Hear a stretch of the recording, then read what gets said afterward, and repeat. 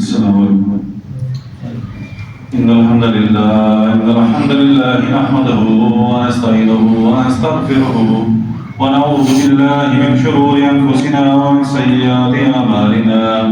من يهده الله فلا مضل له ومن يضلله فلا هادي له. ونشهد أن لا إله إلا الله ونشهد أن محمدا عبده ورسوله. أما بعد فإن خير الحديث كتاب الله وخير هدي محمد صلى الله عليه وسلم وشر الأمور محدثاتها وكل محدثة بدعة وكل بدعة ضلالة وكل ضلالة في النار. وقال الله تعالى في القرآن المجيد: يا أيها الذين آمنوا اتقوا الله وقولوا قولا سديدا يصلح لكم أعمالكم ويغفر لكم ذنوبكم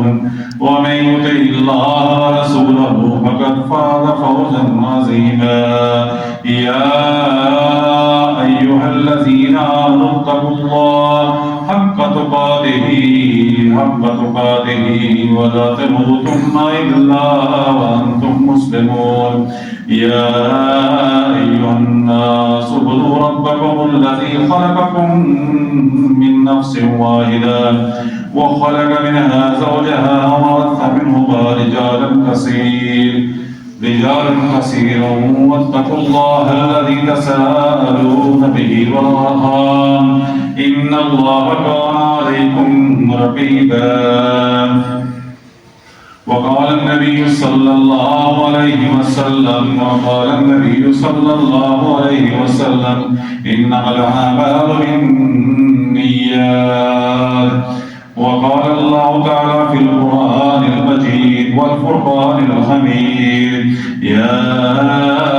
أيها الذين آمنوا استعينوا بالصبر والصلاة إن الله مع الصابرين. ولا تقولوا لمن يقتل في سبيل الله أموات بل أحياء ولكن لا تشعرون. ولنبلونكم بشيء من الخوف والجوع ونقص من الأموال والأنفس والثمرات وبشر الصابرين الذين إذا أصابتهم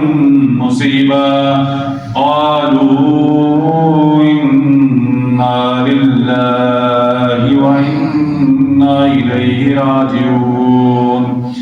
اللهم صل على محمد وعلى آل محمد كما صليت على إبراهيم وعلى آل إبراهيم إنك حميد مجيد. اللهم بارك على محمد وعلى آل محمد كما باركت على إبراهيم وعلى آل إبراهيم إنك حميد مجيد. ورب اشرح لي صدري ويسر لي أمري واحلل عقدة من لساني يفقهوا قولي. تمام تعریفات، حمیدات، بڑائیاں، بزرگیاں سب کی سب اللہ رب العالمین کے لیے، اور تمام درود، سلام، رحمتیں، دعائیں اللہ کے نبی علیہ السلام کی ذات مبارک کے لیے. محترم بھائیو، آپ کے سامنے ایک اہم ہے چیز جو آپ کے سامنے بیان کرنے کی ضروری تھی کہ سورۃ بقرہ ہم نے پچھلے 2 جمعے کا اس کا ہم نے مطالعہ کیا. اس میں سورت جو ہے دوسرا سپارہ جو ہے اس کا جو دوسرا رکوع ہے، یہاں تک جو احکامات ہیں وہ بنی اسرائیل کے واقعات ہیں، جو کچھ ایسے واقعات ہیں جو اللہ تعالیٰ نے اس میں بیان کیے. اس رکوع سے جو ابتدا ہوتی ہے اس میں اللہ تعالیٰ پہلی دفعہ اس میں مومنین سے اللہ کے نبی علیہ السلام کی مجھ سے مخاطب ہوتے ہیں. اور جو پہلا حکم ہے اس میں جو اللہ تعالیٰ نے جو پہلی آیت فرمائی کہ یا ایھا الذین آمنوا استعینوا بالصبر والصلاۃ ان اللہ مع الصابرین، یہ پہلی وہ آیت ہے جس میں اللہ رب العالمین اس قرآن مجید کے اندر مسلمانوں سے مخاطب ہوتے ہیں، ان کو پہلا جو اپنا پیغام دیتے ہیں. اس سے پہلے بنی اسرائیل کے واقعات تھے، ان کے سارے معاملات تھے، ان کے ساتھ کیا گزری، انہوں نے کیا کیا. اس میں جو پہلی بات ہے یا ایھا الذین آمنوا استعینوا بالصبر والصلاۃ. استعینوا جو ہے یہ اعانت سے، اعانت کہ تعاون سے. جب بھی آپ کو کوئی پریشانی ہو، آپ کو کوئی ہیلپ چاہیے، آپ کو کوئی تعاون چاہیے، آپ کو کوئی کوآپریشن چاہیے اللہ پاک استعینوا، اس کے لیے اللہ پاک نے دو ہی ذریعے بتائے ہیں، دو ہی راستے بتائے ہیں، بہترین راستے اللہ پاک نے فرمایا کہ اللہ کے راستے میں جب بھی آپ کو کوئی پریشانی آئے حق کے راستے میں، تو اس کے لیے آپ کے پاس دو ہتھیار ہیں، ایک صبر کا ہے اور دوسرا نماز کا ہے۔ صبر سے مراد یہ ہوتی ہے کہ جو پریشانی آئی ہے، جو پریشانی آئی ہے، یہ میرا مقدر تھا یا کیا ہے، اس کے اوپر بندہ چیخو پکار نہ کرے، کوئی گلا نہ کرے، ناشکری کا لفظ بندے کے منہ سے نہ نکلے، اس چیز کا نام صبر ہے۔ یعنی کہ وہ بندہ استقامت پہ آ جائے، کوئی ایسا مسئلہ ہو گیا، آفت آ گئی، آفتاب پڑ گئی، کچھ بھی ہو گیا، تو اللہ پاک نے فرمایا کہ میں نے یہ دیکھنا ہے کہ اس بندے کا رد عمل کیا ہے، یا اس بندے کو اس کے آگے اس کو جواب کہ اس کو بندے کی طبیعت کیسی آتی ہے۔ اللہ پاک نے فرمایا کہ سب مومنین سے اللہ پاک نے یہ توقع کی ہے کہ ایمان یا ایھا الذین آمنوا استعینوا بالصبر والصلاۃ۔ جنگ بدر کا واقعہ میرے بھائیو آپ کے سامنے ہے۔ 313 گنتی کے گنے چنے افراد، 313 مکمل جو مسلمان تھے، اللہ کے نبی کی جو محنت تھی، ادھر سے جب پتہ چلا کہ وہ جلگار ہو رہی ہے، مکے سے قریش پورے اسلحے کے ساتھ، پورے ان کے ہتھیاروں کے ساتھ، اپنی سواریوں کے ساتھ اور اپنے پورے قبائل کے ساتھ، یہ قبیلہ نہیں تھا، قبائل کا اتحاد ہوا، ان کے پہلے اجلاس ہوئے، ان کی آپس کی ملاقاتیں ہوئی، اکٹھے ہو کے 313 افراد سے لڑنے کے لیے پوری افرادی قوت وہاں سے آئی، قبائل آئے مختلف سرداروں کی معیت میں، اور سارے لوگ اکٹھے ہو کے اتنے افراد بھی تھے، ان کے ساتھ ہتھیار بھی تھے، افواج تھی، اور جب ان کا لشکر کشی کا جب پتہ چلا تو اللہ کے نبی صلی اللہ علیہ وسلم 313 افراد کو تیار کر کے جب میدان بدر کے اندر آئے، دو چیزیں اس وقت اللہ کے نبی صلی اللہ علیہ وسلم نے استعمال کی۔ ایک تو یہ تھا کہ اللہ کی مدد کی اوپر، اور دوسرا یہ تھا کہ ایک طرف فوجوں کے کیمپ لگے ہوئے ہیں، ادھر سے دشمن کی فوج کھڑی ہے، ادھر سے مومنین کی فوج کھڑی ہوئی ہے، مسلمانوں کی فوج کھڑی ہوئی ہے، اور اللہ کے نبی علیہ السلام رات کا وقت تھا، مسلح بچھا کے جانا بچھا کے 2 نفل رکعت نماز نیت کر کے کھڑے ہو گئے۔ اب انہوں نے کیا استعمال کیا وہاں پہ؟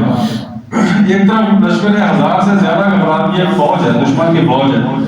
ادھر اپنی قلیل سی ایک فوج ہے۔ اللہ کے نبی صلی اللہ علیہ وسلم نے کوئی کہ نماز، اللہ کے آگے نماز 2 رکعت نماز نفل لے کے کھڑے ہو گئے، اس میں ساری اپنی استدعا جو تھی، اپنی درخواست جو تھی اللہ کے سامنے پیش کر دی۔ یہ اللہ پاک نے فرمایا کہ جو مومن کو اللہ پاک نے قیامت تک کے لیے،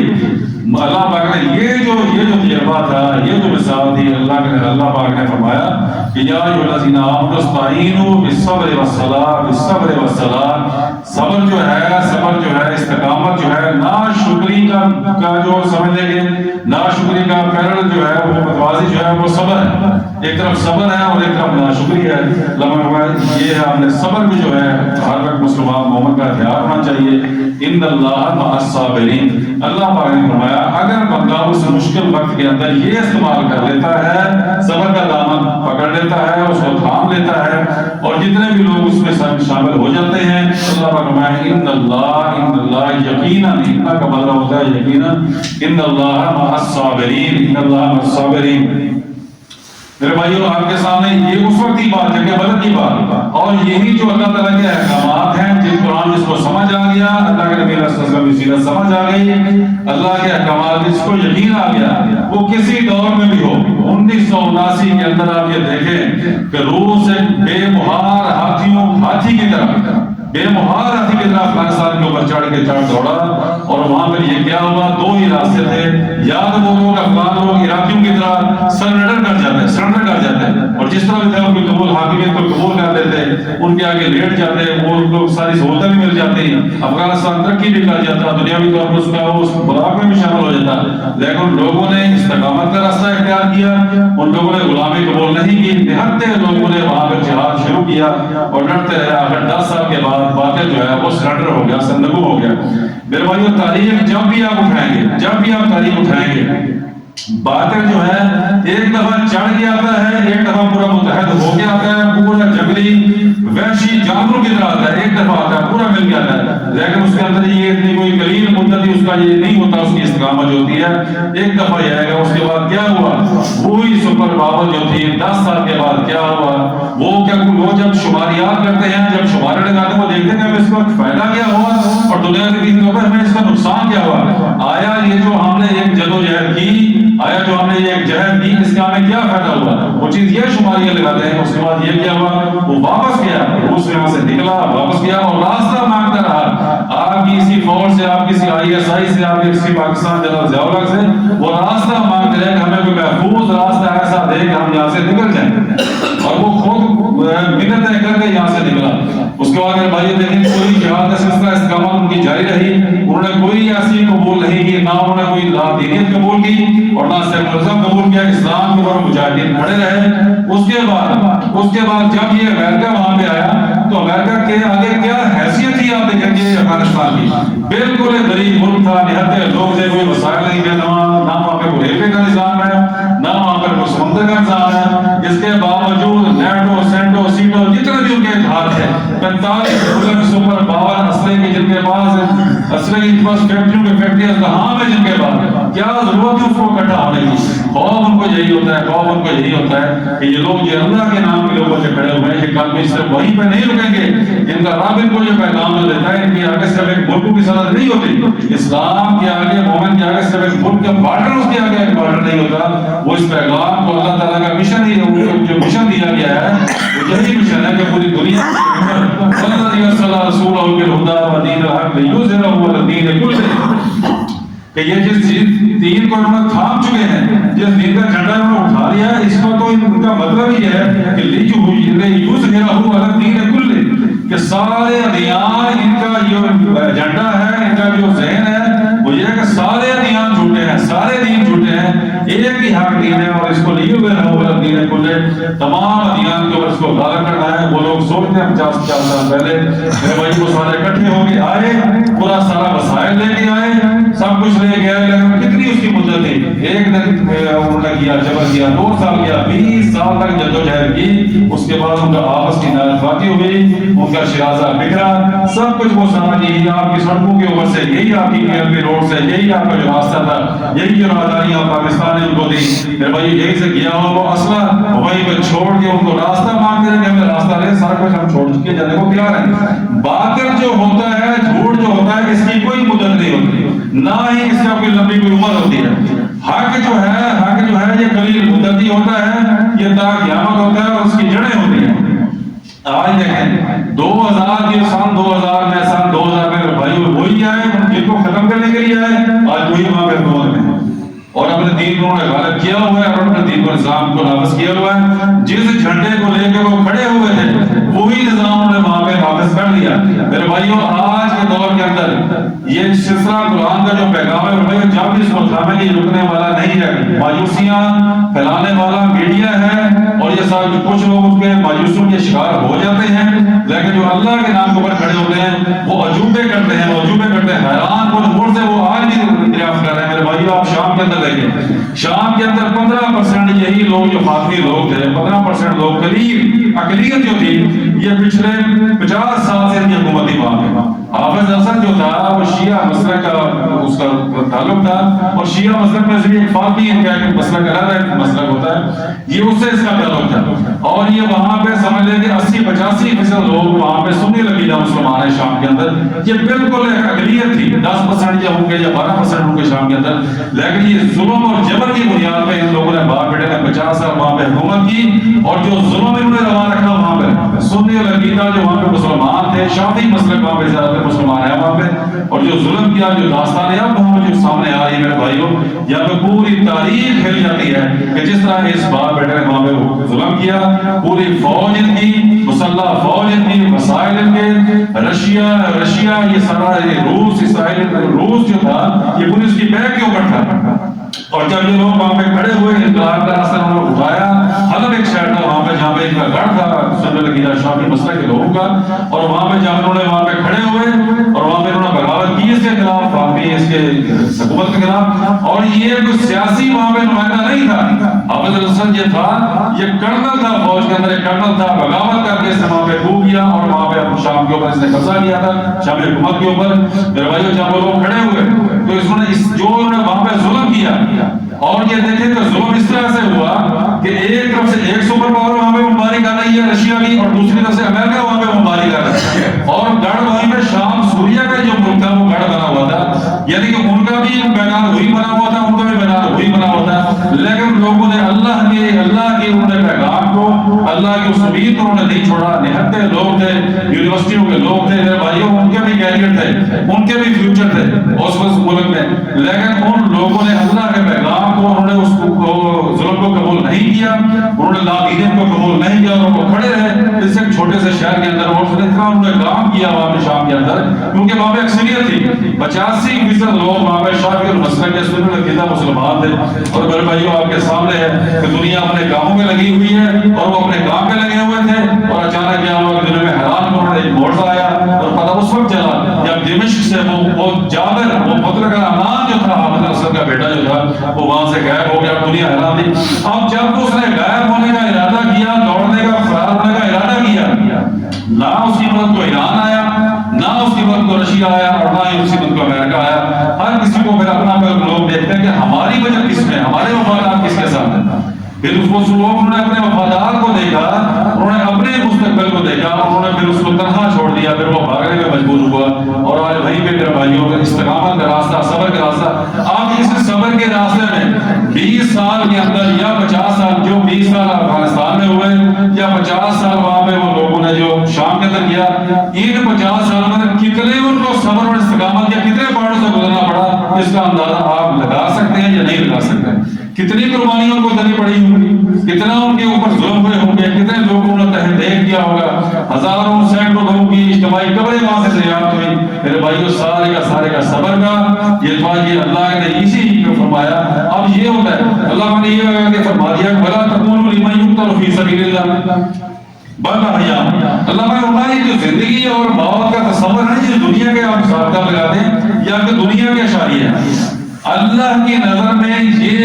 ایک مرحلہ ہے، یہ زندگی جو ہے ایک مرحلہ ہے، اس میں جو مارے جاتے ہیں کچھ لوگ اس کو نقصان کسی طرح سے گنتے ہیں۔ اللہ نے فرمایا جو مسلمان کا جو معاملہ ہوتا ہے، مومن کا معاملہ جو ہوتا ہے، یہ زندہ ہوتا ہے، اگر حق کے اوپر ہے تو پھر بھی اس کی ایک عید ہے، اور اگر اس کو موت آ گئی تو پھر بھی اس کے لیے جشن ہے۔ اس کے لیے مومن کے دونوں جو حالت ہیں مومن کے لیے، اس کے لیے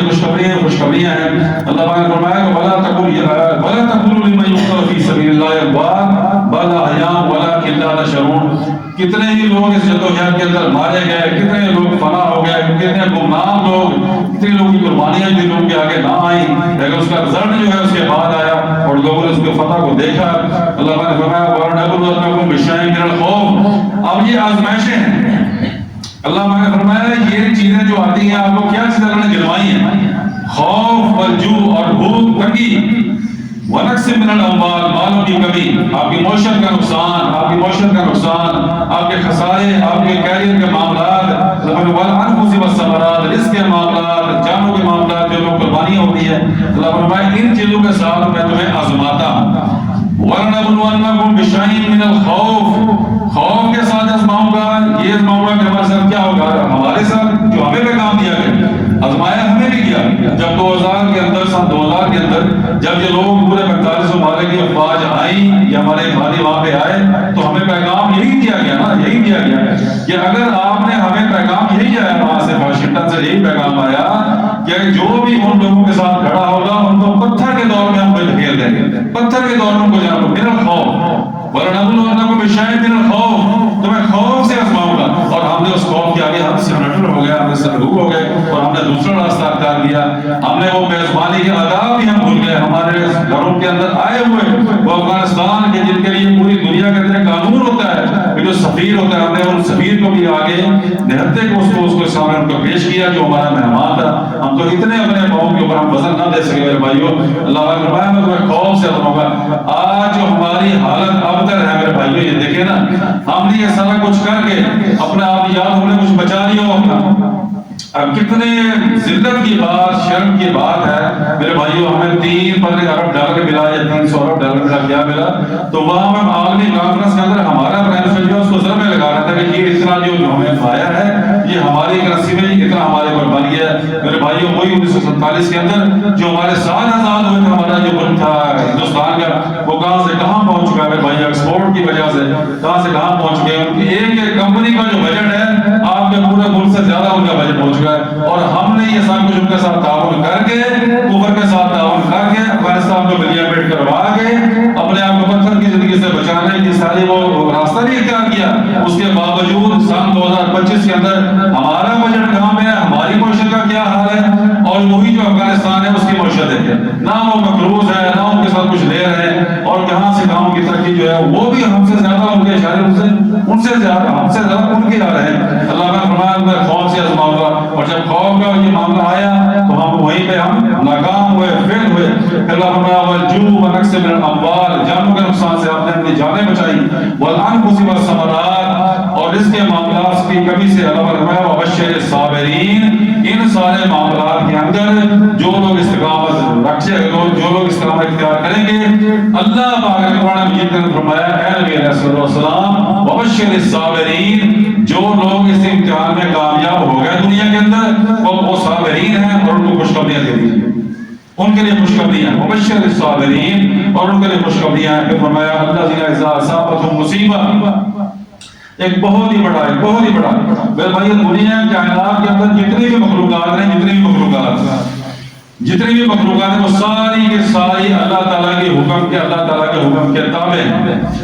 اچھا یہاں پہ اللہ فرمایا الذین اذا اصابتهم مصیبہ، وہ لوگ اصابتهم مصیبہ جب بھی ان کے اوپر کوئی پریشانی آتی ہے، کوئی تکلیف آتی ہے، قالوا انا للہ و انا الیہ راجعون۔ اب وہ تکلیف کیا ہے؟ وہی تکلیف اللہ پاک نے جو پہلے بیان کر دی ہے۔ کیا بیان کیا ہے؟ خوف، بھوک، نقص مالوں کی کمی، والانفس والثمرات، اور جب جانوں کا نقصان اور رزق کی کمی۔ اللہ پاک نے فرمایا یہ وہ نقصان ہے،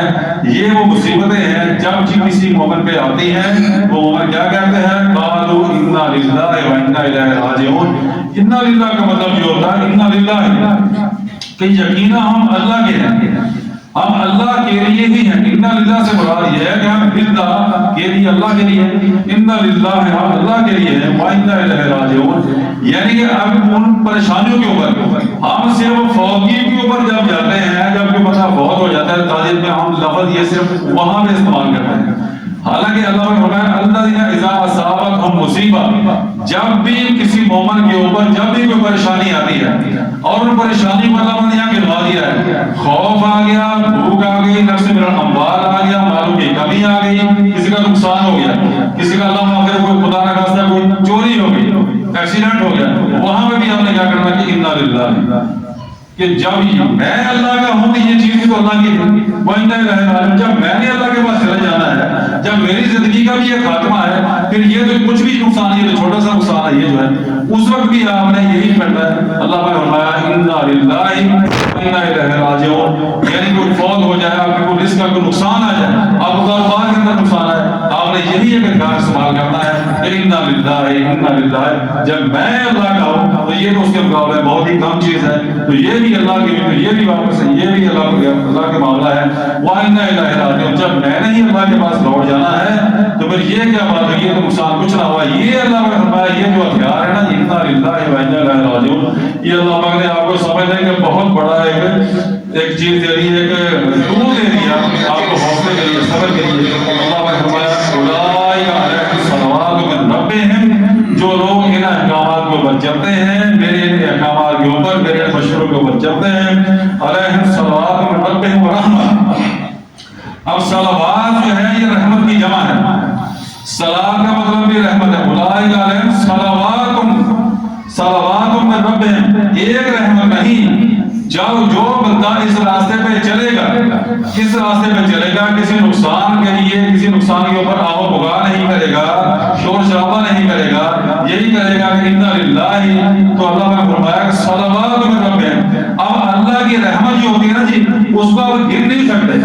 اس کو آپ اشاریوں میں شماریات میں نہیں لا سکتے۔ صلوات من ربہم، اب رحمت کہاں سے آئے گی؟ دائیں سے بھی آئے گی، بائیں سے بھی آئے گی، شمال سے آئے گی، جنوب سے آئے گی، ورحمہ اور رحمتیں آئے گی۔ اولئک هم المهتدون، اولئک هم المهتدون، یہی ایمان والے جو ہیں جو صبر و استقامت کے اوپر چلتے ہیں،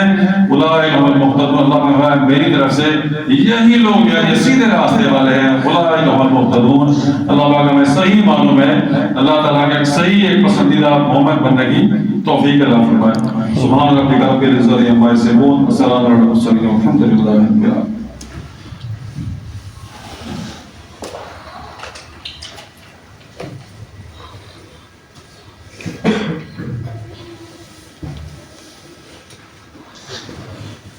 الحمد لله نحمده ونستعينه ونستغفره ونعوذ بالله من شرور أنفسنا ومن سيئات أعمالنا من يهده الله فلا مضل له ومن يضلله فلا هادي له ونشهد أن لا إله إلا الله ونشهد أن محمدا عبده ورسوله أما بعد فإن خير الحديث كتاب الله وخير الهدي هدي محمد صلى الله عليه وسلم وشر الأمور محدثاتها وكل محدثة بدعة وكل بدعة ضلالة وكل ضلالة في النار. ہمارے مستقل ایک یہاں پہ ساتھی ہیں ہمارے لوگ کاشف صاحب، ان کا ایکسیڈنٹ ہوا تھا تو وہ صاحب فراش ہیں بھائی، ان کے لیے دعائیں صحت کی اپیل ہے عام بیماروں کے لیے بھی. اور ایک نواز چیمہ صاحب ہمارے بہت ہی اچھے ساتھی تھے، بہت ہو گئے تھے یہاں پہ، ان کا بہت بڑا کاروبار بھی تھا یہاں پہ، تو بہت زیادہ مساجد سے اور دین سے محبت کرنے والے تھے. آخری عمر میں بھی مطلب بیمار بھی تھے تو ترجمہ کلاس کے باقاعدہ وہ ایک جاتے تھے وہاں پہ پارٹیسپیٹ کرتے تھے عمر قرآن کے اندر، اور باقاعدہ وہاں پہ اس کا حصہ تھے ترجمہ کلاس کا. اتنا ان سے قرآن کا ان کا آخری عمر میں بھی ان کی محبت تھی ماشاءاللہ، بہت اچھے اور کافی خیر کے کاموں میں کافی بڑھ چڑھ کے حصہ لیتے تھے. اللہ تعالیٰ نے بہت دیا تھا. مجھے لگا ان کی اولادیں نرینہ بھی نہیں تھی اور صاحب ولد نہیں تھے، ان کے بچے تھے ہی نہیں، وہ تھے اور ان کی اہلیہ اکیلے رہتے تھے. کافی سر انہوں نے گھر بھی یہاں پہ بنائے تھے، پھر وہ فوت ہو گئے تو ان کی اہلیہ جو ہے وہ بھی اکیلی تھی بیچاری، وہ بھی فوت ہو گئی ہیں. تو ان کی طرف سے اصغر صاحب کے مشہور عزیز تھے تو ان کی طرف سے ہے کہ ان کا جنازہ، ان کی اہلیہ کا غائبانہ جنازہ پڑھا دیا جائے اور ان کا حق بھی بنتا ہے. ان کے بچے نہیں تھے لیکن شہر کے اندر دینی حوالے سے ان کی بہت بڑی خدمات ہیں، بہت زیادہ وہ خیر کے کاموں کے اندر بڑھ چڑھ کے حصہ لیتے تھے. جب بھی کوئی مساجد کے حوالے سے یا خیر کے کاموں کے حوالے سے لوگوں کے پاس گیا تو کبھی بھی وہ واپس خالی نہیں رہتی، بہت زیادہ ماشاءاللہ ان کا تھا. تو ان کے لیے پیچھے ان کے اولاد نہیں تھے تو انشاءاللہ ہم ان کی نا اہلیہ کا جنازہ مختصر ہم پڑھائیں گے انشاءاللہ. عذاب الباس من الناس مشفى انت شافي لا شفاء الا شفاءك وشفاء لا يغادر سقما. اللهم اغفر لنا وللمؤمنين والمؤمنات والمسلمين والمسلمات والف بين قلوبهم واصلح ذات بينهم وانصرهم على عدوك وعدوهم. اللهم ارنا غفرة الذين يصدون عن سبيلك ويكذبون رسلك ويقاتلون اوليائك. اللهم خالف بين كلمتهم وزلزل اقدامهم وانزل بهم باسك الذي لا تردوه عن القوم المجرمين. اللهم اغفر لهم وارحمهم. اللهم اكرم نذرهم. اللهم وسع مدخلهم. اللهم اقسم الخطايا بالماء والثلج والبرد. وربنا اغفر لي ولوالدي رب ارحمهما كما ربياني صغيرا. رب ارحمهما كما ربياني صغيرا. عذاب الباس رب الناس واشفي انت شافي لا شفاء الا شفاءك شفاء لا يغادر سقما. سبحان ربك رب العزة عما يصفون وسلام على المرسلين والحمد لله رب العالمين.